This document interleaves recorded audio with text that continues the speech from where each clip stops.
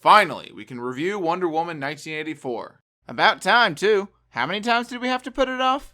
At least twice, I think. Also, I think we're forgetting that the Black Widow review was supposed to come first. Oh yeah, good point. That ended up getting delayed by a whole year. Maybe even more if it ends up getting delayed again. Best not to think about that. Well, now that the movies are being released again, I think it's safe to say that it will actually come out this time. I sure hope so. Well, anyway, hello everybody. I'm Batman, and this is the review of Wonder Woman 1984.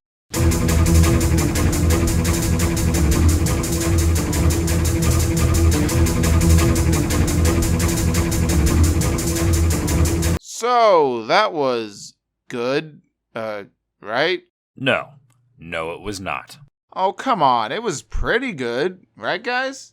I don't know. There were a lot of problems with it. Yeah, sorry Bats, it was pretty bad. I thought it was at least decent. It's not the worst thing DC has ever made. Yeah, it could have been a lot worse. Still though, it was pretty bad. I mean, it definitely wasn't terrible. I thought the actors did a good job. I agree. Wonder Woman and Steve Trevor were still fun and interesting characters. Even Maxwell Lord did a good job of looking like a sympathetic villain. Yeah, it's just too bad his whole evil plan was totally ridiculous. Totally. Like, he became the Wish Stone? That was completely stupid. You would think it would have just turned him into the stone, rather than him absorbing its powers. That would have made a lot more sense. Plus, the powers of the Wish Stone were very inconsistent. Yeah, in some cases, it can create things out of thin air, like the wall in Egypt. But for some reason, it brought Steve Trevor back by putting his consciousness in another man's body. Which, if you think about it, is a little disturbing since Wonder Woman had sex with him. Oh, yeah. I didn't even think about that. That's f***ed up. I also didn't totally like that they brought back Steve in general. It kinda undercuts his sacrifice from the first movie. Plus, they brought him back just to have him go away again, so what was even the point? Well, it works in context of the story, as Steve makes the most sense for what Diana would wish for. It's been almost 70 years since he died, though. You'd think she would have moved on by now. Maybe it just shows how much she loved him. She only knew him for like a week, though. Oh, yeah. Another thing I didn't like was all the random powers they decided to give her. Yeah, like she just so happens to have learned a power to make things invisible and just so happens to have some ancient suit of armor? And then she somehow learns to fly? Oh, come on, that's one of her main powers in the comics. Yeah, but how come she didn't use it in BVS or Justice League? It's almost like they did a job of planning this all out. And another thing, what the was with her being able to swing on lightning? I thought it was stupid in the trailer, and the movie didn't make it any better. Okay, fine, that was pretty stupid. Also, back to the Wish Stone, all the stuff that happened at the end didn't make any sense as well. Yeah, like the US government just so happens to have some worldwide broadcasting network that Lord can use. That was quite convenient for him. And then he's somehow able to grant wishes through it, even though they clearly established earlier on that he has to make physical contact. I agree. And then he somehow starts using some random wind powers. Where the hell did those come from? Yeah, okay, I agree. That was all really stupid. Also, you really expect me to believe that every person in the world renounced their wish? Honestly, that's probably the most unbelievable thing in the movie. Well, that just shows how inspiring Diana was. I don't care how inspiring you are. There's still bound to be people who are so stubborn and selfish that they wouldn't give a shit.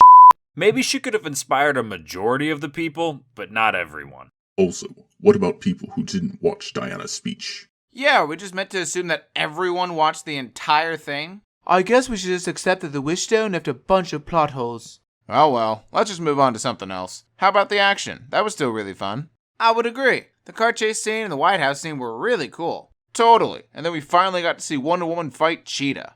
I mean, I guess that was cool, but it was kinda hard to see what was going on. Also, I feel like Cheetah ended up being really pointless overall. Yeah, you probably could have removed her from the movie and almost nothing would have changed.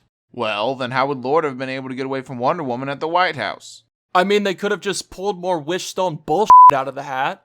Yeah, maybe they could have given Lord his magical wind powers early. Also, the way she became Cheetah was really stupid. She tells Lord that she wants to be an apex predator? Where the fuck did that come from? Which then caused Cheetah to barely be in the movie at all. Maybe they were just setting her up for the next movie where she'll get to be the main villain. Maybe, but she turned back to normal at the end. So now, they're gonna have to come up with another bullshit way to turn her into Cheetah again. Maybe she'll just use the Wish Stone again. Yeah, we never actually find out what happened to it at the end. Since Lord renounced his wish, I guess we're just left to assume that it turned back into the Rock again. Honestly, I hope they just forget about the Wish Stone. It opened up so much bullshit and plot holes. Also, since it affected literally every part of the plot, it alone was what ruined the movie. Yeah, I honestly have to agree with you guys. The movie really wasn't that good. It is what it is, man. No need to get torn up about one movie. It just really sucks, you know? DC had a lot of momentum going. What momentum? Do you mean from the few mediocre movies you had? Oh, come on, Iron Man. You're really gonna call Aquaman and Shazam mediocre? Yes I am. Maybe they were fun movies, but they were nowhere near as good as anything in the MCU. That seems like a bit of a stretch. Yeah, not all of the MCU films have been great. Iron Man 2. Oh, screw you, Deadpool. Well, anyway, I think that'll be it for the review. We'll see you guys next time when we review Black Widow. That is until it gets delayed again. Yeah, we'll see.